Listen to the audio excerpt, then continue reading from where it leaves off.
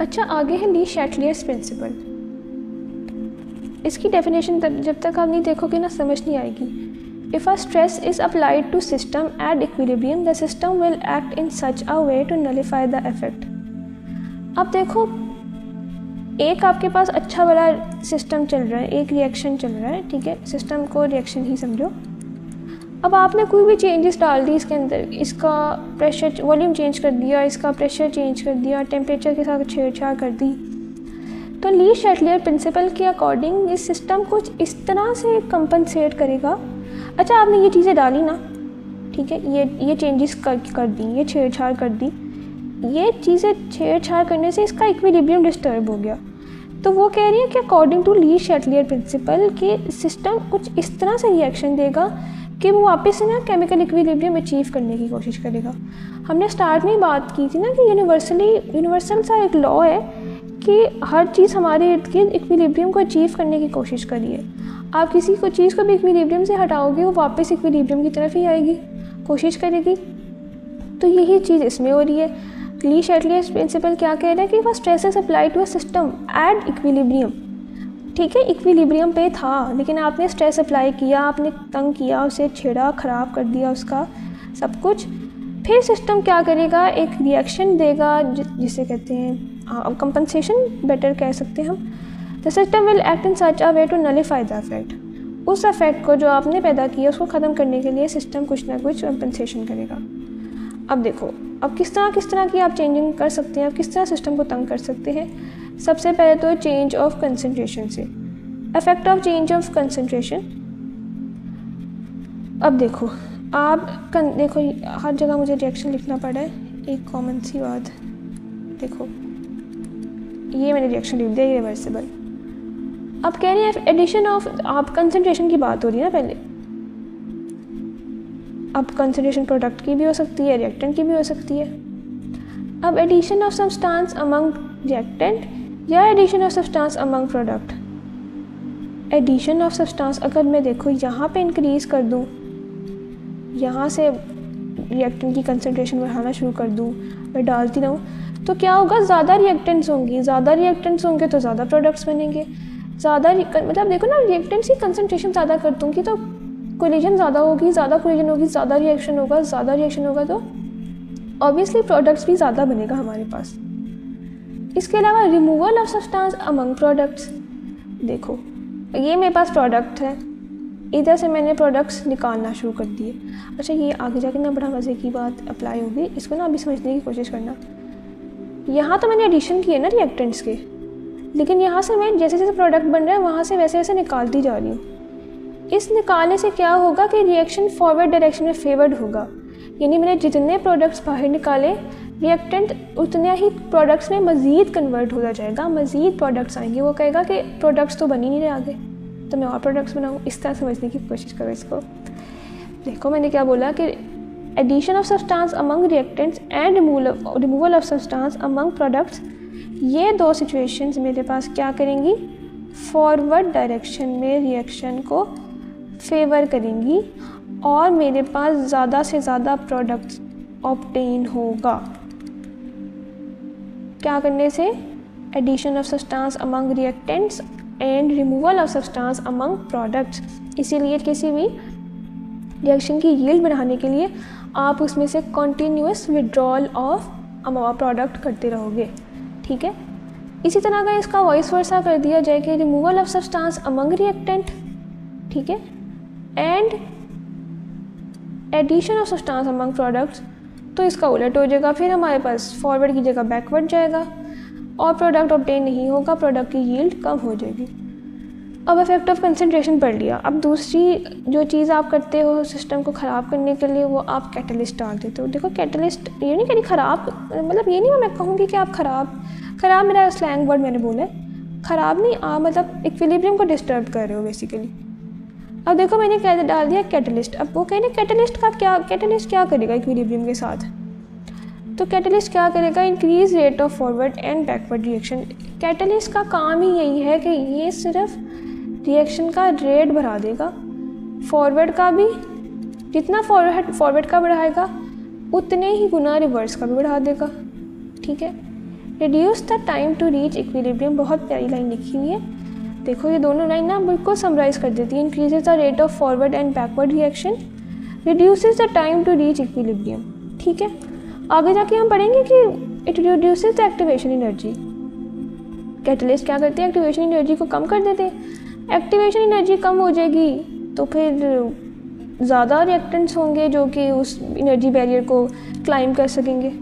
तो ये कैटलिस्ट कुछ इस तरह का काम करते हैं। ठीक है, उसके बाद है effect of change in temperature. अब जिन्होंने ये बात पढ़ी हुई है ना वो सोचोगे वॉल्यूम ऑफ प्रेशर कहाँ गया, तो वॉल्यूम ऑफ प्रेशर तो हम आखिर में पढ़ेंगे ताकि उसको अच्छे से समझें। ठीक है, effect of change in temperature के लिए हम दो बातें जहन में रखेंगे, एक एंडोथर्मिक और दूसरी है एक्सोथर्मिक। ठीक है, इसको दो तरह से डील करेंगे। ठीक है, एक पैरामीटर हमारे पास एंडोथर्मिक के लिए होगा, एक होगा एक्सोथर्मिक के लिए।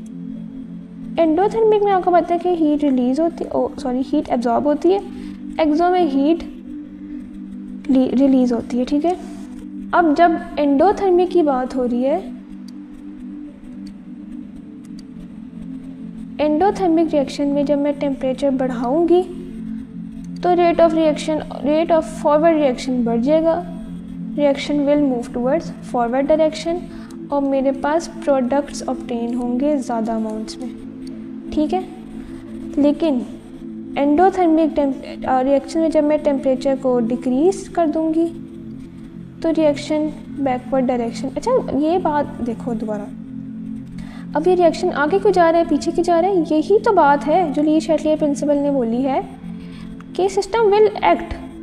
ये जो बात लिखी ना सिस्टम विल एक्ट, तो ये सिस्टम की एक्ट ही है कि वो आगे जा रहा है पीछे आ रहा है। ठीक है, दोबारा सुनते हैं कि एंडोथर्मिक है मेरे पास, जब मैंने टेम्परेचर बढ़ाया रिएक्शन जाएगा फॉरवर्ड डायरेक्शन में, ज़्यादा प्रोडक्ट मेरे पास बनेगा। एंडोथर्मिक रिएक्शन है, जब टेम्परेचर कम करूँगी तो रिएक्शन बैकवर्ड डायरेक्शन में मूव करेगा। ठीक है, यानी endothermic favours increase in temperature, increase in temperature उल्टी बात मैंने कर दी, increase in temperature favours endothermic reaction. ठीक है, एक्सोथर्मिक में उल्टा है, टेम्परेचर कम करोगे तो रिएक्शन फॉरवर्ड में जाएगा, टेम्परेचर बढ़ा दोगे तो रिएक्शन बैकवर्ड में चला जाएगा। अच्छा अब आ गया इफेक्ट ऑफ टेम्परेचर प्रेशर। ठीक है, इसको हम ध्यान से करते हैं।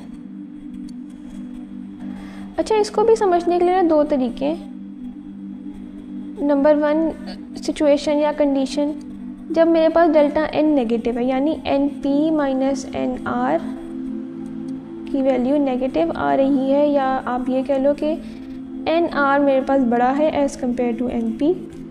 ऐसी सिचुएशन में जब मैं टेम्परेचर बढ़ाऊंगी ना इक्विलिब्रियम प्रोडक्ट की साइड पे शिफ्ट हो जाएगा, और अगर प्रेशर को कम करूंगी तो इक्विलिब्रियम रिएक्टेंट की साइड पे शिफ्ट हो जाएगा।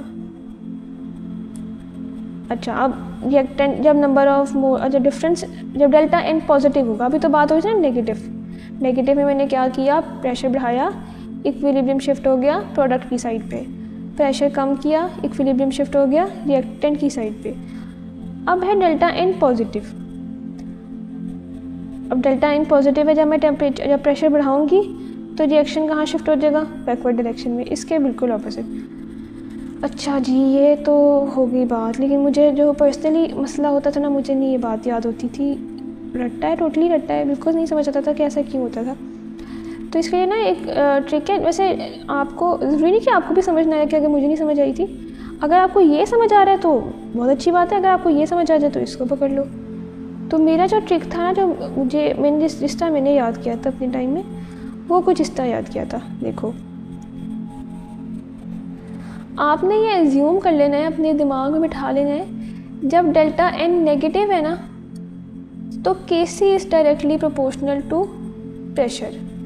दोबारा सुनो, जब डेल्टा एन नेगेटिव है तो केसी को आपने प्रेशर के डायरेक्टली प्रोपोर्शनल कर देना है, और जब डेल्टा एन पॉजिटिव है तो केसी को आपने प्रेशर के इन्वर्सली प्रोपोर्शनल कर देना है। अब देखो जब केसी अब देखो अब मैं बताती हूँ, जब मेरे पास क्या आया, मैंने सिस्टम में प्रेशर को इंक्रीज़ कर दिया। ठीक है, प्रेशर यहाँ पे इंक्रीज़ डायरेक्टली प्रोपोर्शनल है तो यहाँ पे केसी भी इंक्रीज़।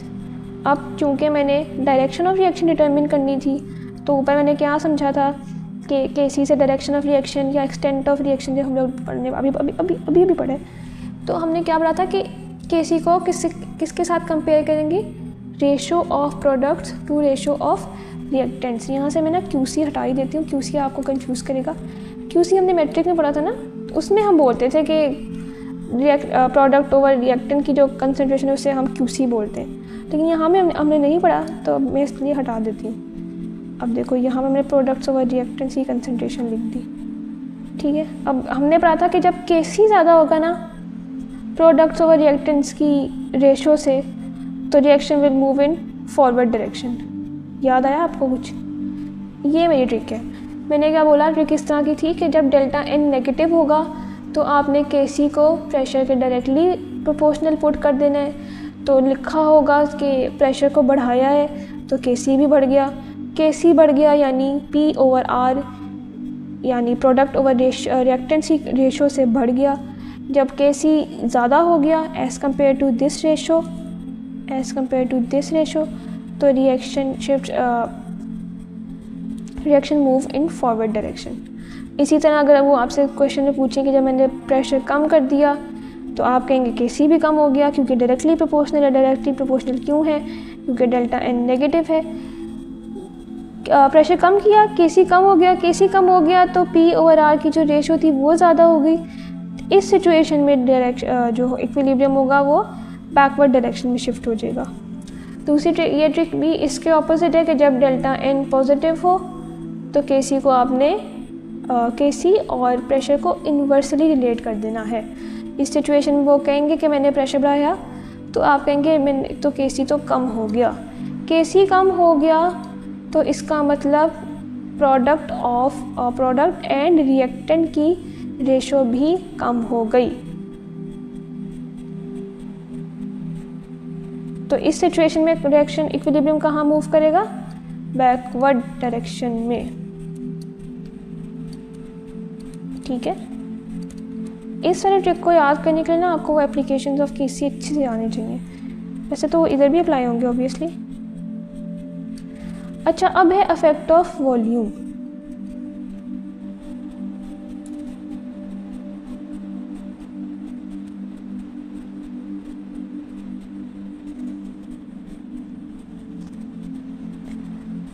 इफेक्ट ऑफ वॉल्यूम के लिए हम जब ऊपर अभी हमने पढ़ा था तो एक्स स्क्वायर वाला ए माइनस एक्स वाला, तब हमें थोड़ा सा समझ आ गया था। अब और क्लियर हो जाएगा। देखो, जब delta n p minus n r की वैल्यू हमारे पास पॉजिटिव होगी तो वॉल्यूम डिनोमिनेटर में होगा, ठीक है। जब डेल्टा एन की वैल्यू हमारे पास नेगेटिव होगी तो वॉल्यूम हमारे पास न्यूमरेटर में होगा।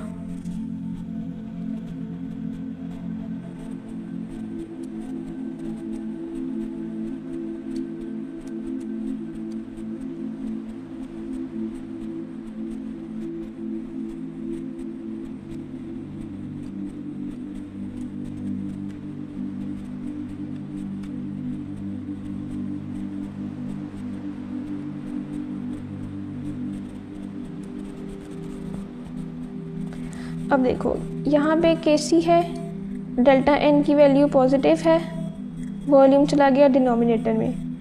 अब एक एग्जांपल के तौर पे एक सिस्टम है, आपने उसका प्रेशर बढ़ाया तो अकॉर्डिंग टू बॉयल्स लॉ उसका वॉल्यूम, क्योंकि वॉल्यूम और प्रेशर इन्वर्सली रिलेटेड है, तो उसका वॉल्यूम कम हो गया। वॉल्यूम कम हो गया तो केसी ज़्यादा हो गया। केसी ज़्यादा हो गया यानी यहाँ पे फिर वही कर देते हैं ताकि आप लोग कंफ्यूज ना हो। केसी ज़्यादा यानी केसी प्रोडक्ट्स ओवर रिएक्टेंट्स की रेशो से ज़्यादा, और ये सिचुएशन हमें बताती है reaction will move in forward direction. जब डेल्टा एन नेगेटिव तो केसी और वॉल्यूम, इस तरह के वॉल्यूम न्यूमरेटर में आ गया, या आप कह लो कि केसी वॉल्यूम से डायरेक्टली प्रोपोर्शनल। ये ट्रिक है, ठीक है ना। ये जो है ये असल बात है, ठीक है। ये मेरी वही वाली ट्रिक है, वही तुक्का जो ऊपर हमने प्रेशर के लिए याद किया था। तो ठीक है, अब हमने प्रेशर बढ़ाया, वॉल्यूम कम हो गया क्योंकि दे आर इन्वर्सली रिलेटेड। तो इस सिचुएशन में हमारे पास प्रोडक्ट ओवर रिएक्टेंट्स की रेशो वो ज़्यादा हो जाएगी क्योंकि केसी कम हो गया, and reaction will move in reverse direction. ठीक है, अब जल्दी से एक दफ़ा वॉल्यूम और प्रेशर वाली चीज़ को रिवाइज़ कर लेते हैं। अच्छा, ज़्यादा ऊपर चली गई मैं। अच्छा देखो, जब डेल्टा एन पॉजिटिव होगा तो प्रेशर को इंक्रीज़ करूँगी तो इक्विलिब्रियम प्रोडक्ट की साइड पे शिफ्ट हो जाएगा। जब प्रेशर को डिक्रीज़ करूँगी तो इक्विलिब्रियम रिएक्टेंट की साइड पे वो शिफ्ट हो जाएगा। जब डेल्टा एन पॉजिटिव होगा, ठीक है, दूसरी सिचुएशन की बात हो रही है, जब डेल्टा एन पॉजिटिव होगा तो increase in pressure shifts the reaction in backward direction, decrease in pressure shifts the reaction in forward direction. और अगर हमने इसकी ट्रिक याद करनी है तो ट्रिक के लिए हम लोग क्या करेंगे कि जब डेल्टा एन नेगेटिव होगा तो K C is directly proportional to P. जितना प्रेशर बढ़ाएंगे उतना के सी बढ़ेगा, के सी बढ़ जाएगा तो उसकी प्रोडक्ट्स और रिएक्टेंट्स की रेशो से भी बड़ा हो जाएगा।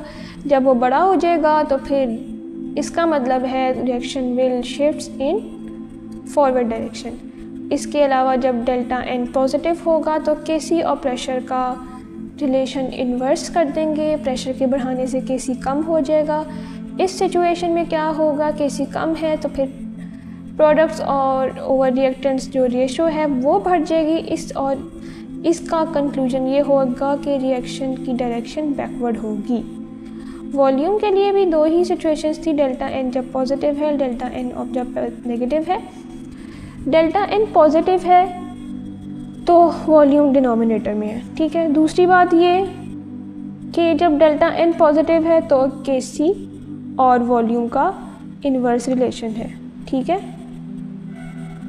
उसके बाद यही बात कि जब आप प्रेशर बढ़ाओगे या वॉल्यूम कम करोगे तो के सी की वैल्यू बढ़ जाएगी क्योंकि इन्वर्स रिलेशन था। Reaction will move in forward direction. उसके बाद डेल्टा एन जब नेगेटिव है वॉल्यूम न्यूमरेटर में आ जाएगा, के सी और, या फिर इस तरह भी आप लोग कर सकते हैं कि के सी और वॉल्यूम डायरेक्टली रिलेटेड हो जाएंगे। प्रेशर बढ़ाओगे वॉल्यूम डिक्रीज़ होगा और फिर के सी भी कम हो जाएगा। पी ओवर आर यानी प्रोडक्ट्स ओवर रिएक्टेंट्स की रेशो ज़्यादा हो जाएगी as compare to K C. Reaction will move in reverse direction.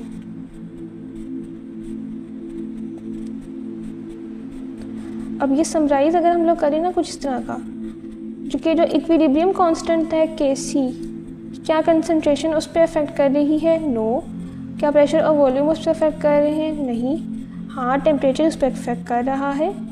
कब अफेक्ट कर रहा है, किस तरह अफेक्ट कर रहा है? जब एंडोथर्मिक है तो के सी और टेम्परेचर का डायरेक्ट रिलेशन है, और जब यानी temperature increase in temperature favours endothermic, और जब एक्सोथर्मिक है तो टेम्परेचर और के सी का इन्वर्स रिलेशन है।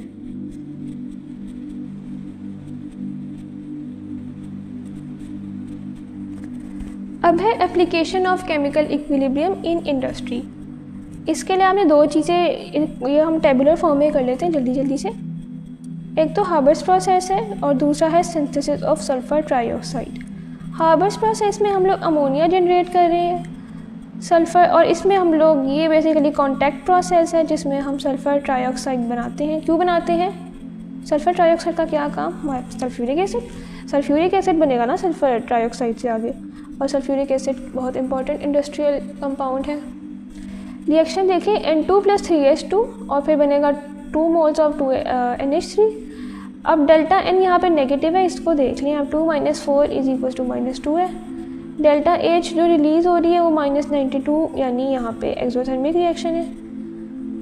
अब देखो यहाँ पे, अब हमने जो सारा पढ़ा था ना ऊपर, अब हमें समझ आएगा कि उस सबको पढ़ने का फ़ायदा क्या है जब हम कंडीशंस पढ़ेंगे मैक्सिमम प्रोडक्ट के लिए। अब मैंने मैक्सिमम प्रोडक्ट ऑब्टेन करना है। अब देखो removal of H2O after interval, देखो सबसे ऊपर जो ली शैटलियर प्रिंसिपल का पहला पॉइंट, अफेक्ट ऑफ कंसंट्रेशन। हमने क्या कहा था कि addition of substance among reactant and removal of substance among product. ये देखो तो रिमूवल कर रहे हैं हम लोग प्रोडक्ट्स की। Removal of NH3 after regular intervals will increase the yield या विल इंक्रीज द प्रोडक्ट।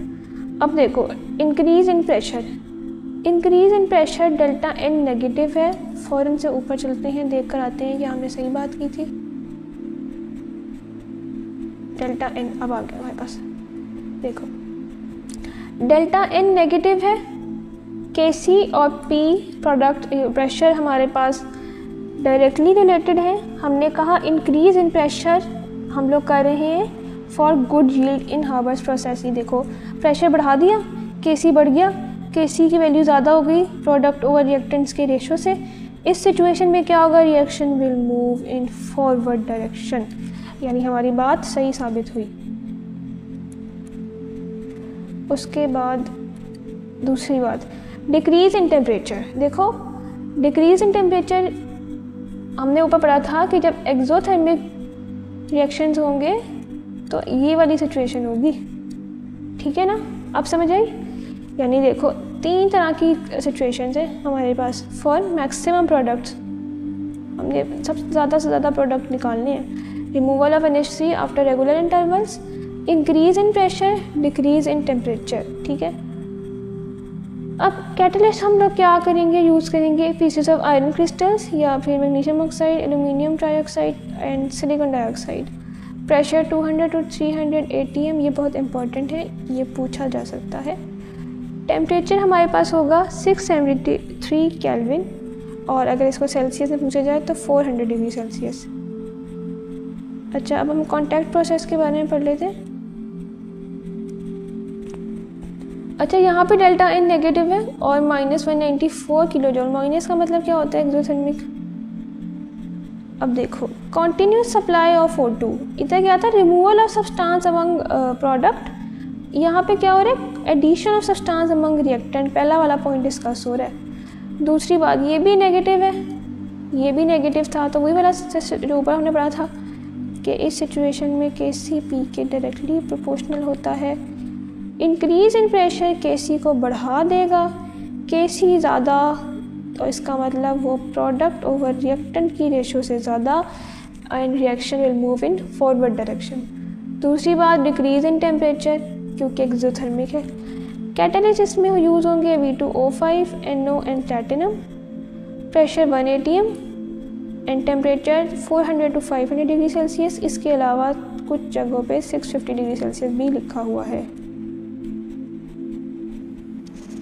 अच्छा, ये क्या कह रहे हैं कि equilibrium mixture contain 35% NH3 by volume, ठीक हो गया। NH3 separated by refrigeration of reaction mixture. अब देखो आपके पास जब प्रोडक्ट ऑब्टेन हो जाएगा ना, उसके बाद ये इंडस्ट्रियल बातें लिखेंगे, लेकिन ये बातें इंपॉर्टेंट है MCQ पॉइंट ऑफ व्यू से लिए। तो आप प्रोडक्ट को ठंडा करोगे, ठंडा करने से यानी ठंडा लार्ज स्केल पे ठंडा, ठीक है, तो उसमें उस तरह आपके पास प्रोडक्ट ऑब्टेन होगा, ठीक है।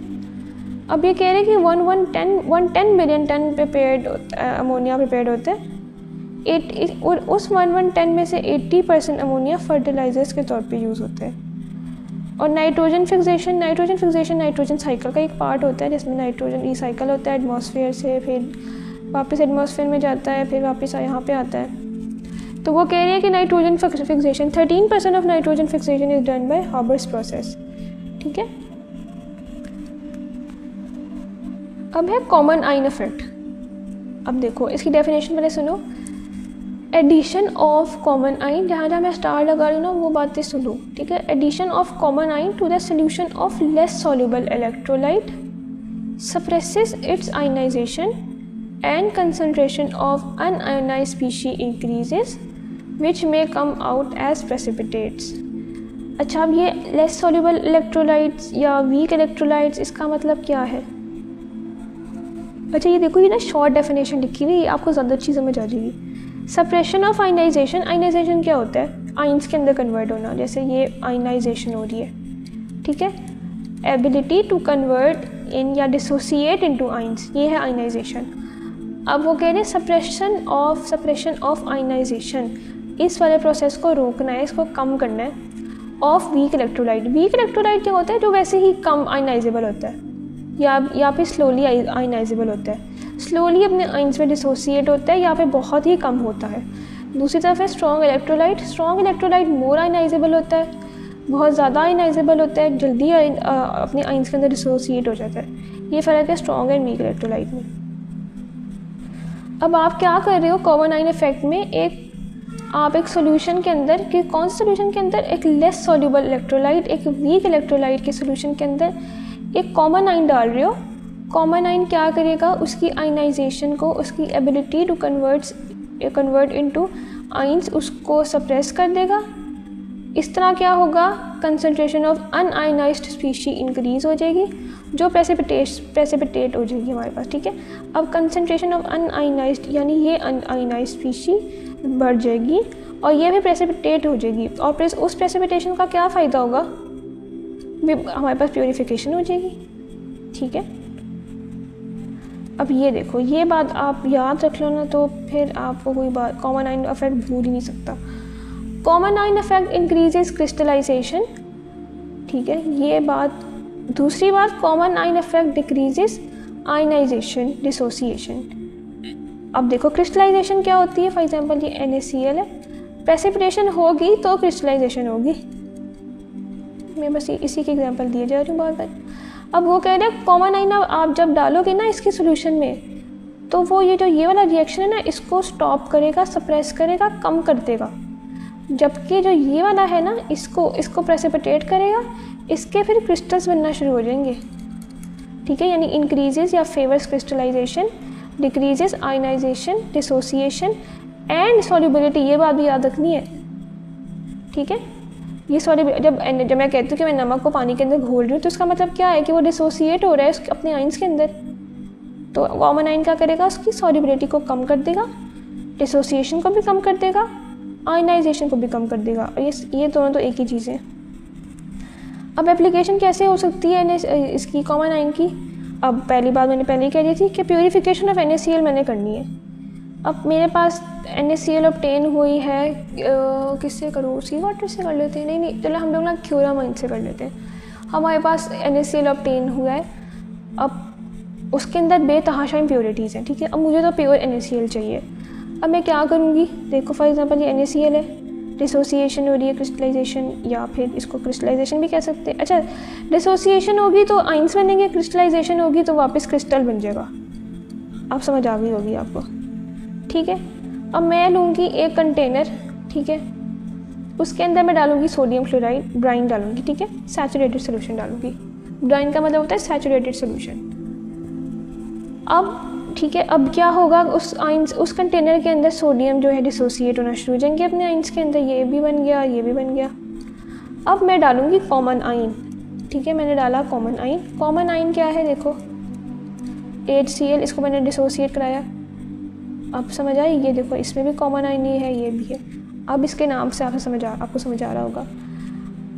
अब कॉमन आयन जो है स्ट्रॉन्ग इलेक्ट्रोलाइट है, NaCl क्या होगा, weak electrolyte. NaCl Aahista Aahista अपने आइंस में डिसोसिएट हो रहा है। देखो ऊपर हमने क्या पढ़ा था अभी, स्ट्रॉन्ग और वीक इलेक्ट्रोलाइट के बारे में। मैं ऊपर नहीं जा रही, अब आपको याद ही होगा, मैं खुद बता देती हूँ ना। स्ट्रॉन्ग और वीक इलेक्ट्रोलाइट में हमने क्या फ़र्क पढ़ा था कि स्ट्रॉन्ग इलेक्ट्रोलाइट जल्दी से डिसोसिएट हो जाता है और ज़्यादा डिसोसिएट होता है, और जबकि वीक इलेक्ट्रोलाइट देर से डिसोसिएट होता है। अब ये हल्के हल्के डिसोसिएट हो रहा है और HCl आया, ये जल्दी जल्दी डिसोसिएट होना शुरू हो गया क्योंकि ये स्ट्रॉन्ग इलेक्ट्रोलाइट है। अब देखो, अब हमने क्या पढ़ा था ली शैटलियर प्रिंसिपल में, addition of substance among reactant favours कौन सा रिएक्शन,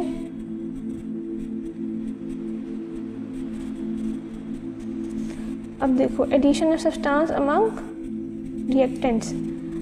अब आपको ये तो नहीं लग रहा कि ये राइट पे लिखा है, लेफ्ट पे लिखा है, इस तरह के कंफ्यूज ना हो जाना। यहाँ पे सॉरी, इसको भी ना दोबारा समझने की कोशिश करते हैं, आपको इस तरह कन्फ्यूज़ नहीं होना। अब देखो मैं ये क्या था, रिएक्टेंट है ना यहाँ, क्योंकि अभी देखो मैंने क्या करना है, मैंने NaCl ऑब्टेन करना है, तो मेरे पास प्राइम गोल या प्रोडक्ट क्या है, NaCl है। ठीक है ना, और रिएक्टेंट्स क्या है, सोडियम एंड क्लोराइड। अब मैं कॉमन आयन के ज़रिए क्लोराइड डाल रही हूँ, रिएक्टेंट को इंक्रीज़ कर रही हूँ, तो रिएक्टेंट की कंसनट्रेशन यानी addition of substance among reactant favours reaction, मतलब उस डायरेक्शन में मूव करेगा यहाँ पे प्रोडक्ट होगा। मैं यहाँ पे बैकवर्ड लिख दूँ, आप कंफ्यूज हो जाएं या पिछले कॉन्सेप्ट को भूलना शुरू हो जाए। तो यहाँ पे ये समझे कि addition of substance among reactant favours reaction towards products. ठीक है, जहाँ पे प्रोडक्ट ऑब्टेन होगा उस तरफ रिएक्शन मूव करेगा। ठीक है, अब इसके अलावा भी एग्जांपल्स हैं हमारे पास। अब मूव करना जब ऐसे होगा तो फिर ज़्यादा NaCl ऑब्टेन होगा हमारे पास, NaCl की प्रेसिपिटेशन स्टार्ट हो जाएगी। ये सब कब हुआ? जब मैंने कॉमन आइन डाला, ठीक है। इसके अलावा KClO3 है, लेस सॉल्यूबल है, इसके अंदर मोर सॉल्यूबल KCl डालेंगे, यहाँ पे कॉमन आइन क्या होगा? K positive. इसके अलावा हाइड्रोजन सल्फाइड है और HCl है, यहाँ पे कॉमन आइन हाइड्रोजन है, NH4OH एंड NH4Cl। यहाँ पे अमोनियम आइन होगा जो कि सप्रेस कर देगा कंसंट्रेशन ऑफ OH। अच्छा, कॉमन आइन को ना आइडेंटिफाई करने का एक है कि ग्रुप 2 के जो बेसिक रेडिकल्स हैं उनको हम कॉमन आइन कहेंगे। अब इसके बाद है बफर सोल्यूशन, ठीक है। बफर सोल्यूशन ना करते वक्त आपने एक चीज़ याद रखनी है कि ये दो चीज़ों पर डिपेंडेंट है, एक है कॉमन आइन इफेक्ट और एक है ली शैटलियर प्रिंसिपल, ठीक है। बफर सोल्यूशन दो चीज़ों पर डिपेंडेंट है, एक कॉमन आइन इफेक्ट और एक है ली शैटलियर प्रिंसिपल। अब देखो बफर सोल्यूशन हम क्यों डालते हैं किसी चीज़ में, ताकि हम ना जो चेंजेस pH के अंदर आ रहे हैं ना, जो फ्लक्चुएशन pH के अंदर आ रही है उसे ख़त्म कर सके। Buffer solution resist the changes in pH।